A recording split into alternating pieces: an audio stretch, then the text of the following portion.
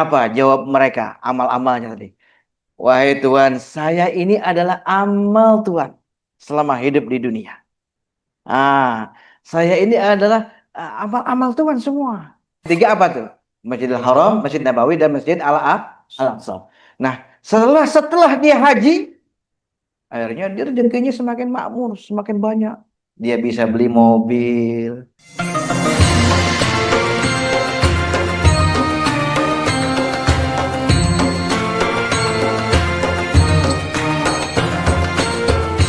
Tenggelamlah Firaun dan bala tentaranya. Terjadi pada eh, 10 Muharram. Begitu. Dan besok kita puasa. Ya, insya Allah. Jadi ada perbedaan antara sahabat-sahabat Nabi Musa dengan Nabi Musa. Beda kualitasnya. Ah, gitu ya, kualitasnya berbeda. Ya, nah, sahabat-sahabat Musa itu udah pesimis. Inna lamudrakun, matilah kita, hancurlah kita. Gitu. Tapi Nabi Musa mengatakan qala kalla inna ma'iya rabbi sayahdin. Jadi Allah sudah lakukan, nggak ada yang bisa halang-halangin. Ini yang harus kita kuatkan keyakinan kita ya terhadap panggilan ilahi. Ya, dalam rangka kita nanti melaksanakan ibadah kepada Allah, baik umrah maupun haji, insya Allah tahun akan datang lagi, ya berangkat haji lagi, ya kita yakin semuanya itu Allah mudahkan, maka kita harus ikuti aturan yang baik, ya semua yang baik, insya Allah semuanya jadi mudah, gitu. Nah, yang menyulitkan adalah karena kita nggak mau bisa menahan syahwat kita, gitu ya. Kepengen sekarang, wah, pengen ini, pengen semuanya begitu. Nah, itu nggak boleh. Nanti akan menyulitkan kita sendiri, gitu ya. Nanti kalau udah nanti umroh, ya banyak pengen ini, pengen itu semuanya tahan, ya. Tuntaskan dulu ibadah kita, gitu ya. Maka dimudahkan semuanya. Artinya kita penuhi dulu semuanya panggilan ilahi. Kita kuatkan hati kita untuk panggilan ilahi. Nah, maka urusan-urusan dunia kita jadi dimudahkan oleh Allah, diatur oleh Allah Subhanahu wa taala. Ini harus kita yakini, begitu. Hadirin wal hadirat rahimakumullah yarhamukumullah. Banyak sekali contoh-contoh terkait dengan keyakinan yang kuat kepada Allah Subhanahu wa taala. Kemudian yang kedua di samping adanya keyakinan i'tiqadan tadi, ya, yang kedua adalah apa namanya? Adanya zauk. Zauk ya. Zauk itu perasaan. Nah, ini kan nggak nampak ya. Keyakinan tidak nampak, perasaan juga tidak nampak. Bagaimana perasaannya ibu nggak ada yang tahu. Begitu, yang tahu dirinya sendiri kepada Allah dan Allah Subhanahu wa taala. Nah, perasaan kita ini ya harus diwujudkan dengan bentuk keinginan. Nah, perasaan zauk tadi ya, perasaan kita harus diwujudkan dengan adanya keinginan-keinginan. Apa saja keinginannya? Maka kalau itu sudah terwarnai, maka keinginan juga menjadi baik-baik semua. Tidak menginginkan sesuatu yang diharamkan oleh Allah. Tidak menginginkan segala sesuatu yang bertentangan dengan ayat-ayat Allah. Ya, semuanya sudah terwarnai dengan akidah Islamiyah tadi. Maka perasaannya, keinginannya juga senantiasa mengikuti arahan-arahan dari syariah yang sudah ditetapkan oleh Allah Subhanahu wa taala. Begitu. Ya. Makanya kata Nabi dalam sebuah hadis itu diungkapkan, kalau orang itu mampu memanage syahwatnya, keinginannya, ya, hawa nafsunya, dia bisa menahan dan dia tetap beramal bekerja untuk senantiasa kehidupan setelah kematiannya. Ya. Apa hadisnya? Al-kayyisu mandana nafsahu wa amila lima ba'dal mauti. Orang yang cerdas, kata Nabi, orang yang cerdas adalah orang yang bisa menahan hawa nafsunya, mengelola hawa nafsunya, Bukan kita tidak boleh punya, nggak boleh punya hawa nafsu, boleh, tapi kita kelola. Gitu, di manage. Hawa nafsunya di manage. Wa amila lima ba'dal mauti, dan dia tetap beramal, tetap bekerja. Apapun pekerjaannya yang halal-halal, gitu ya. Untuk apa? Untuk kehidupan setelah kematiannya. Jadi seluruh amal-amal kita, kerja-kerja kita, cari nafkah, banting tulang, peras keringat dari beduk subuh sampai tengah malam, umpamanya begitu ya. Terus dia melakukannya, diniatkan untuk ibadah kepada Allah, maka itu adalah tiket-tiketnya yang akan menemani dirinya di akhirat kelak nanti. Jadi amal-amal kita yang akan menemani kita di alam akhirat nanti, di alam barzah nanti. Ya, itu amal-amal kita. Begitu. Ya, makanya itu kan kalau orang meninggal, itu kan yang diambil apanya? Ruhnya kan? Ruhnya diambil, naik ke atas. Gitu. Itu dilaporkan oleh malaikat kepada Allah di ars. Ya. Kemudian jasadnya di bawah, ya, di bumi, ya sudah siap dilumat oleh bumi. Gitu ya. Jasad kita siap dilumat oleh bumi, ditelan oleh bumi. Udah nggak ada ruhnya lagi. Apalah artinya tangan, apalah artinya kaki, apalah artinya badan kita, ya, yang ganteng, yang cantik, yang rupawan, nggak ada artinya lagi kalau tidak ada ruhnya, ya, begitu. Ya, bahkan kalau sudah dimakamkan umpamanya, dibawa pulang lagi oleh yang bawa ke makam tadi, orang rumah nggak nerima, gitu ya. Udah berubah namanya, ya bukan orang tapi mayit, ya sudah jadi mayit, ya udah berubah namanya, bukan manusia, bukan orang tapi mayit, begitu. Karena ruhnya sudah tidak ada, begitu. Nah kalau sudah sampai di atas, dilaporkan oleh malaikat, ya Allah nih fulan, begitu.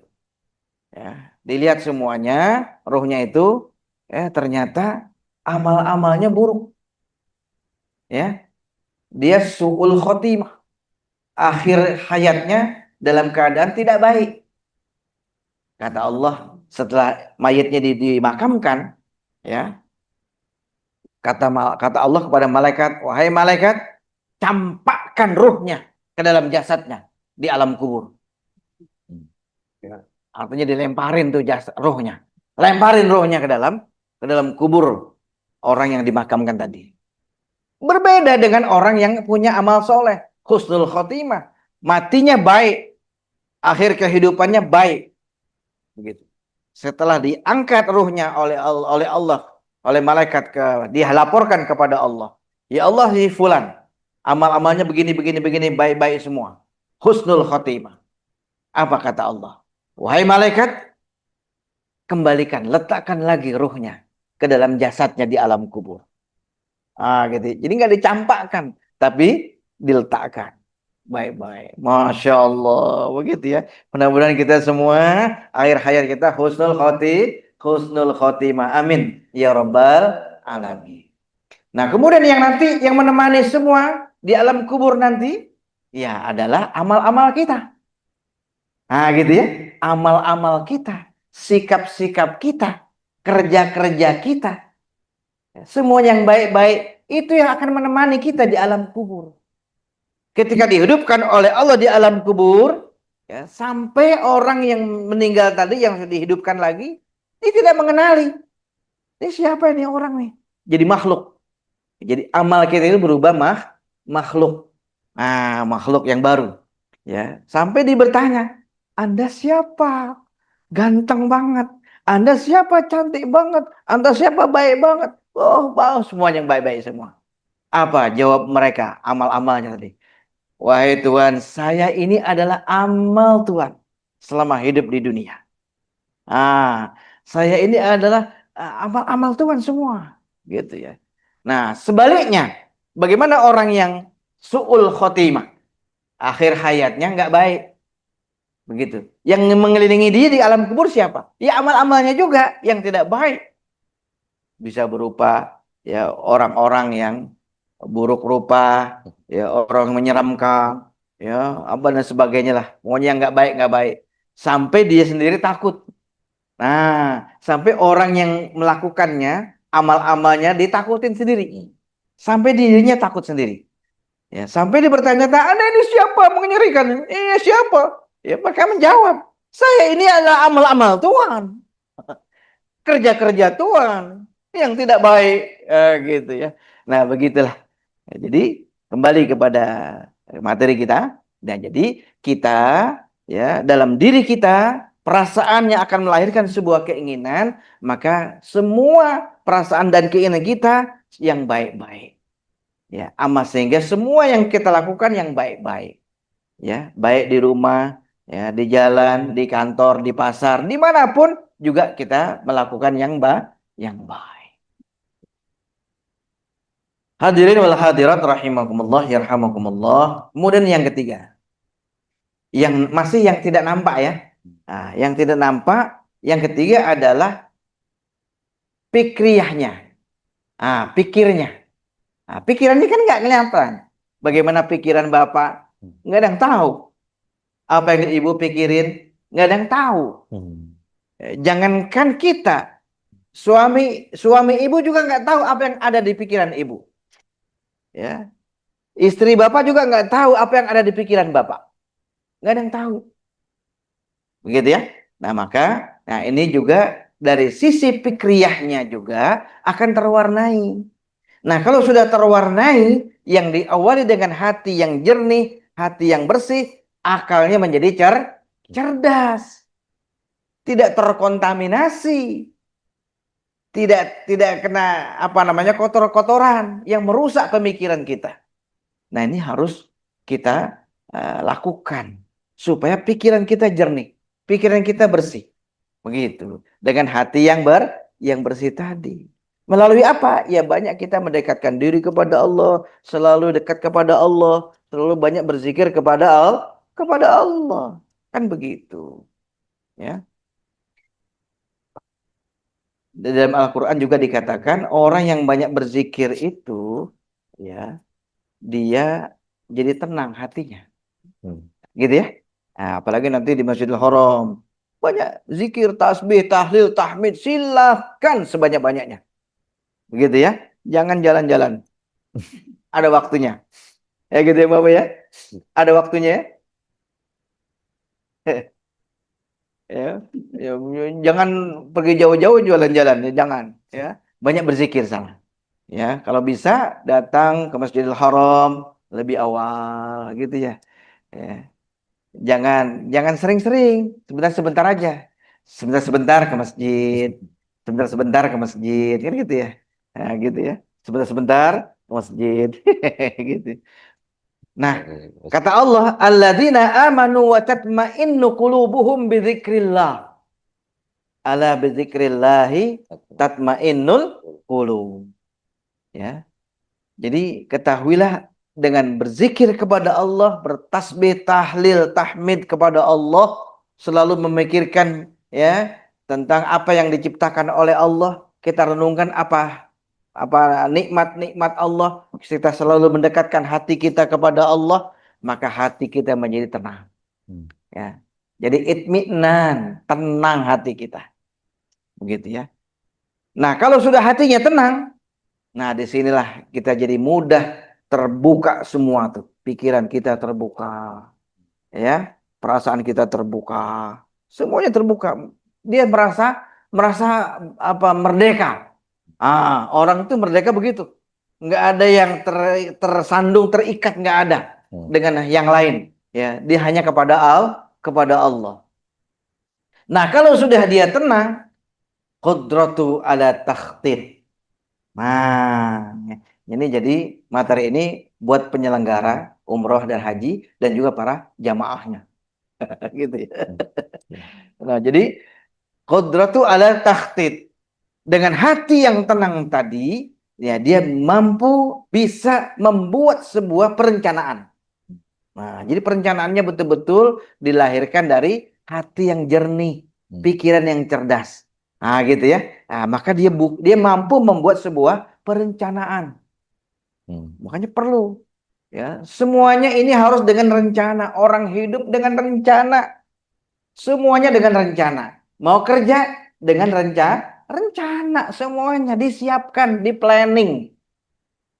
Mau masak aja di planning kan. Kita mau masak apa ntar siang nih? Udah disiapin tuh. Oh, masak ini aja. Oh, dibeli barangnya. Ya, bumbu-bumbunya dibeli. Kan begitu. Itu mau masak, apalagi mau kerja, apalagi mau lakukan yang besar, harus dengan planning, perencanaan. Nanti mau umroh, direncanakan yang baik. Gitu ya. Nah, apa yang dipersiapkan semuanya, dipersiapkan, niatkan semuanya ya untuk memenuhi panggilan ilahi, panggilan Allah Subhanahu wa taala disiapkan. Ya, kita ikhlaskan semua orang-orang yang kita tinggal di rumah. Di halaman rumah kita, kita niatkan, kita titipkan kepada Allah. Kan begitu. Ya, harus niatkan. Jangan nanti udah berangkat ingat rumah, ingat anak. Begitu enggak khusyuk nanti. Gitu ya. Nah, itulah kalau sudah yakin kepada Allah, yakinlah Allah yang mengatur rumah kita. Allah yang mengatur anak-anak kita. Begitu ya. Gitu. Tapi bukan kita biarin aja, enggak. Kita titipkan dengan keluarga yang tinggal di rumah. Tapi kita jangan khawatir lagi. Allah yang akan mengatur. Begitu. Gitu ya. Nah, ini perencanaan tadi ya. Harus direncanakan. Yang kedua, qudratu ala tafkir. Gitu ya. Sehingga dengan adanya perencanaan, dia mampu untuk menggunakan akal pikirannya. Otaknya jadi berfungsi. Ya, akal-akalnya berfungsi, bermanfaat. Gitu. Nggak gamang, nggak galau. Nggak pusing, nggak bingung. Nggak bingung, nggak. Tenang udah. Gitu ya. Itu pentingnya kita banyak berzikir kepada Allah Subhanahu wa taala. Gitu. Hadirin wal hadirat rahimakumullah yarhamukumullah. Kemudian yang ketiga, qudratu alal harb. Ya. Jadi dengan hati yang tenang tadi, maka ya kita akan memiliki kemampuan di dalam menghadapi di medan laga. Artinya di lapangan. Jadi nggak bingung lagi. Di lapangan nggak bingung lagi. Kita mau ngapain nih, mau ngapain nih? Nggak. Tantangan apa saja, trouble apa saja, dia siap menghadapi. Gitu ya. Ya, tantangan atau adanya apa namanya trouble atau apa yang menghambat lah. Apa saja yang menghambat, maka dia siap menghadapi semuanya itu dengan hati yang tenang tadi. Ini pentingnya kita zikrullah. Katsirah, banyak berzikir kepada Allah. Begitu. Ada lagi, sebelum berangkat dia bingung. Saya punya duit nih.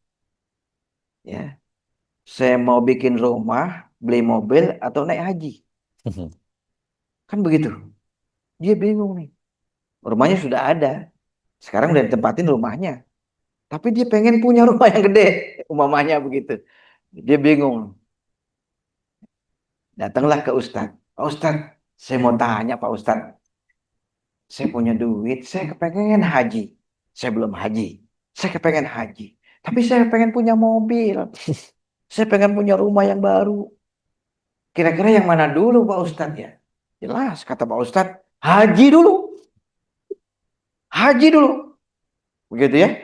Oh gitu Pak Ustadz ya. Oke Pak Ustadz, saya ikut Pak Ustadz. Saya daftar haji.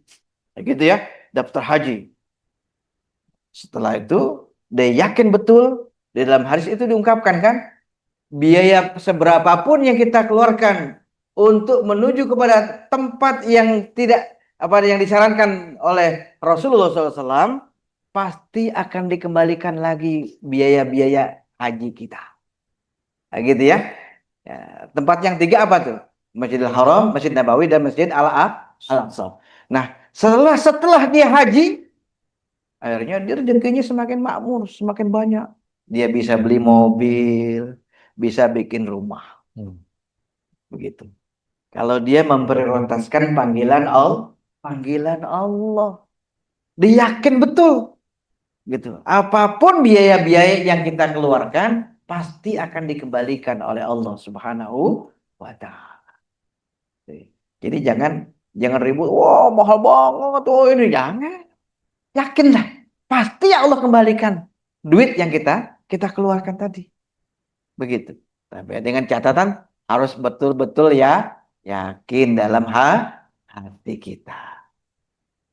Hadirin wal hadirat rahimakumullah, yarhamukumullah. Ini baru yang pertama dalam diri kita yang tidak nampak. Itu harus terwarnai dengan akidah Islamiyah. Supaya betul-betul yakin kita. Baik keyakinan kita, perasaan kita, pikiran kita untuk Allah Subhanahu wa taala. Inna sholati wa nusuki wa mahyaya wa mamati lillahi rabbil alamin. Kan begitu. Hidupku, matiku, semua aktivitas semua amal ibadah kita semua untuk Allah Rabbul Alamin. Allah hanya menerima yang baik-baik. Kalau yang nggak baik nggak diterima.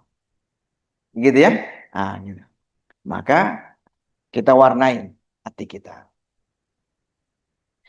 Kemudian sekarang sub yang kedua. Gitu yang kedua. Yaitu dari luar diri kita, al-khariji. Tadi ada dakhili, ya, intrinsik, ya. Sekarang ekstrinsik. Ya, aspek luar diri kita, al-khariji kita. Yang nampak. Sekarang yang nampak. Yang kelihatan. Begitu. Ya. Apa di antaranya? Di antaranya adalah as-suluk. Tingkah laku kita. Itu kelihatan. Dilihat oleh orang. Ya, sikap kita, ya, kerja-kerja kita, ya, amal-amal kita itu kelihatan dilihat oleh orang. Maka kalau sudah terwarnai tadi, maka dia kerjanya, akhlaknya, tingkah lakunya juga menjadi baik, gitu. Otomatis, ya, amalnya, kerjanya, ya, tingkah lakunya juga jadi baik. Baik dalam sendirian maupun dalam rame-rame. Begitu. Ya, jangan rame-rame aja mau baik. Sendirian dia nggak baik. Naudzubillah min dzalik. Allah lihat, Allah tahu. Ya, begitu ya. Nah, jadi kita al-khasyah bisirri wal alaniyati. Kita timbulkan rasa takut kita kepada Allah dalam kesendirian maupun dalam keramaian. Begitu. Nah, ini yang harus kita kuatkan, ya, keyakinan kita kepada Allah Subhanahu wa taala. Nah, hadirin wal hadirat rahimakumullah yarhamukumullah. Nah, kemudian lagi yang terakhir yaitu dari sisi tadi tingkah laku, sekarang penampilan. Kan kelihatan penampilannya, ya. Penampilan ustadz kita ini seperti ini, bapak ini seperti ini, ibu ini seperti itu, kan penampilannya. Nah, kelihatan. Maka penampilan itu juga adalah ibadah kepada Allah. Maka hiaslah tampilan kita dalam rangka ibadah kepada Allah yang baik. Baik di rumah maupun di luar rumah. Kan begitu. Pakailah penampilan kita yang baik. Kenapa? Allah lihat. Allah tahu. Begitu ya. Nah, gitu. Di rumah yang baik, di luar rumah juga baik. Begitu ya. Nah, apalagi ketemu suami, oh yang baik-baik, wah enak banget, nah, gampang keluar duit tuh buat belanja, ya gitu ya. Oh betul, wah yang baik-baik, kayak gampang dah, jadi enak begitu, ya. Nah tapi kalau dia tidak baik, ya menyulitkan diri kita sendiri dan juga Allah murka kepada kita. Ya Allah murka kepada kita. Naudzubillah min dzalik. Ini sampai jam berapa ya? Sampai jam 11. Jam 11. Oh, 10 menit lagi. Hadirin wal hadirat rahimakumullah yarhamukumullah. Nah, dari kedua aspek tadi, dalam diri kita dan luar diri kita, inilah yang diharapkan oleh Allah kita celupkan semua dalam diri dan luar diri kita ke dalam Islam. Masuk ke dalam Islam secara kafah.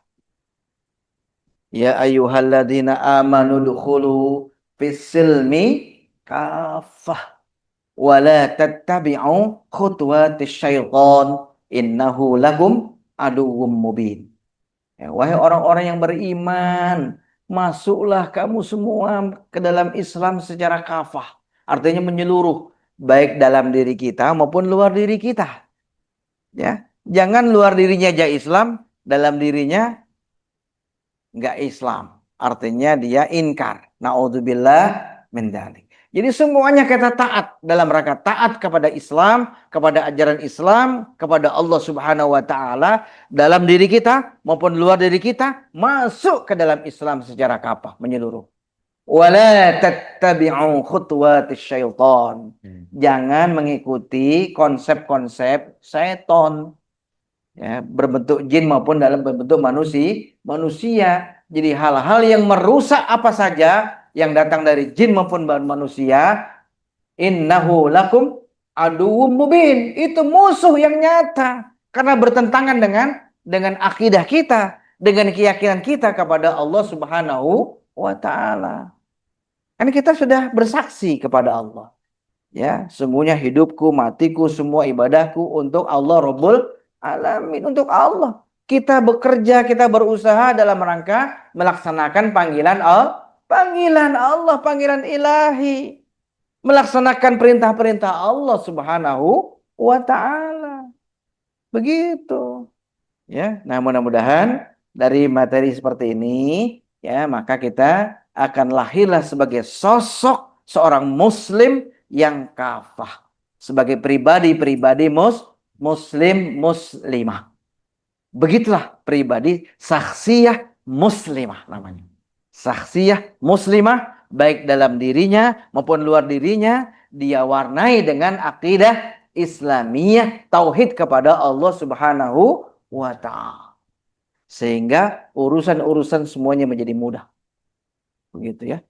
Ya. Jadi kalau materi-materi selain tauhid, fikih maupun tentang yang lain-lainnya, semuanya muaranya kepada akidah, kepada tauhid. Begitu ya, jadi yakin. Contoh seperti kita belajar tentang toharoh. Toharoh itu kan bersuci, ya dengan berwudu segala macam gitu ya. Nah ini kan ada tuntunannya, ada fikihnya, ada ilmunya, gitu. Tapi keyakinan kita bagaimana? Ya, harus kita kuatkan akidah kita kepada Allah, hati kita kepada Allah, maka wudunya jadi baik, sholatnya jadi baik, kan gitu ya? Karena dia yakin kepada Allah Subhanahu wa taala. Dan keyakinannya lebih dalam lagi bahwa air wudhu, tetesan air wudhu kita yang kita berwudhu itu bisa jadi itu lebih kotor dari comberan. Dosa-dosa kita luntur. Istilahnya begitu. Dosa-dosa kita luntur dengan berwudhu itu bisa lebih kotor dari air comberan tadi. Itu kita yakini, maka wudhunya jadi baik. Ya, niatnya baik, tertib, kan begitu. Nah, itu juga semua materi-materi ya diharapkan semuanya muaranya kepada akidah tauhid kepada Allah Subhanahu wa taala. Barangkali ini yang bisa disampaikan materi pada hari ini ya, tanggal 9 Muharram ya, tanggal 9 Muharram tepatnya tanggal 6 Juli ya 2025. Mudah-mudahan Allah mudahkan semua niat dan rencana semua bapak-bapak, ibu-ibu untuk melaksanakan ibadah ke tanah suci. Amin. Mengharapkan ridho Allah Subhanahu wa taala. Itu tiket-tiket kita semuanya yang akan mengantarkan kita ke dalam surganya Allah Subhanahu wa taala. Ini saja yang dapat kami sampaikan. Ya, kalau ada yang keliru, saya mohon maaf yang sebesar-besarnya. Kalau ada yang benar, semuanya semata-mata datangnya dari Allah Subhanahu wa taala. Aqulu qouli hadza wa astaghfirullahal azim li wa lakum. Wassalamualaikum warahmatullahi wabarakatuh. Waalaikumsalam warahmatullahi wabarakatuh. Alhamdulillah. Terima kasih kepada Bapak Ustadz Ahmad Rusdi yang sudah menyampaikan materinya. Mari kita bertalbiyah dulu Bapak Ibu. Labbaik Allahumma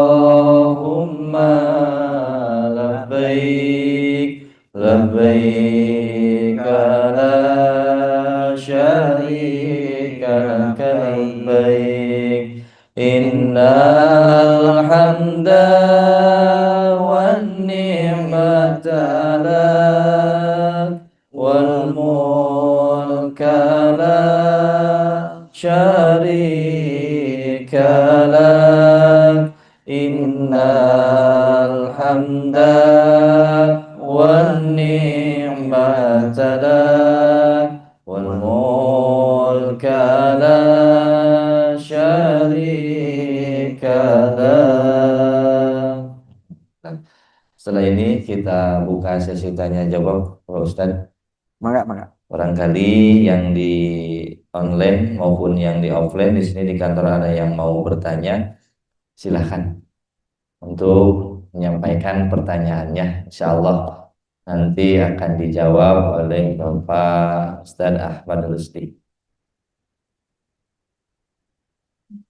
Nah, Mangga. Oh, mangga, silakan. Didiskusikan aja. Ya, didiskusikan. silakan. Ayo. Silakan. Apa saja? Ya, kalau bisa dijawab saya jawab. Kalau enggak, nanti dari BB Tour yang menyiapkan jawabannya. Monggo. Kalau terkait yang lain pun nggak jadi masalah. Nanti insya Allah dijawab. Waalaikumsalam. Ya, mangga. Dipakai mic-nya dulu biar kedengeran. Ah. Assalamualaikum warahmatullahi wabarakatuh. Waalaikumsalam warahmatullahi wabarakatuh. Gimana nih Pak Ustadz? Kan kalau nabung di bank kan kalau deposito kan pasti dapat bunganya. Oh ya. Itu termasuknya gimana ya Pak? Bunganya itu kan sebenarnya kan kita kan nggak pengen cuma kalau taruh di rumah kan habis. Jadi kita beli bank gitu. Pasti dapat bunganya. Oh, gitu. Itu termasuk Pak. Iya. Baik. Nanti Pak. Baik. Warahmatullahi wabarakatuh. Waalaikumsalam. Warahmatullahi wabarakatuh. Iya, Silakan Ustaz. Baik. Kalau untuk deposito di bank yang syariah gitu ya, di bank syariah kan boleh-boleh saja, bank syariah ya.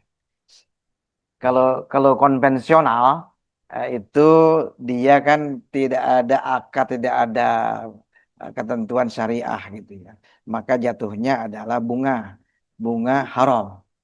Ya, bunga haram nggak boleh dimakan. Terus bagaimana kalau nggak dimakan? Diambil, digunakan untuk fasilitas umum. Nah, boleh ya untuk kepentingan umum. Ya umpamanya ada jalan rusak, ya dibantuin lah. Nih pakai uang ini nih, beli semen, beli pasir, tambal tuh jalanan, boleh. Atau WC umum. Jadi yang manfaatkan adalah masyarakat umum. Ah itu boleh. Apa saja yang kepentingan umum. Apa? Dinasti kotak bagi-bagi. Kalau yang sahih sih, jangan berbentuk makanan dimakan ya. Jangan yang berbentuk yang dimakan. Begitu. Ya, tapi yang untuk dimanfaatkan di fasilitas umum saja. Begitu. Begitu ya? Gitu ya. Jadi boleh saja simpan duitnya di bank. Jangan di bawah bantal ya. Nah, nanti cepat habis. Simpan di deposito kan boleh silakan. Kita. Wah, boleh itu lebih afdol. Lebih afdol karena di situ ada ketentuan-ketentuan syariahnya. Ada dewan syariahnya ada. Penanggung jawab syariahnya ada. Iya, penanggung jawab syariahnya ada. Banyak orang yang mengatakan oh sama aja, ya terserah. Yang penting kita yakin ada penanggung jawab syariahnya. Begitu ya. Ya sama-sama.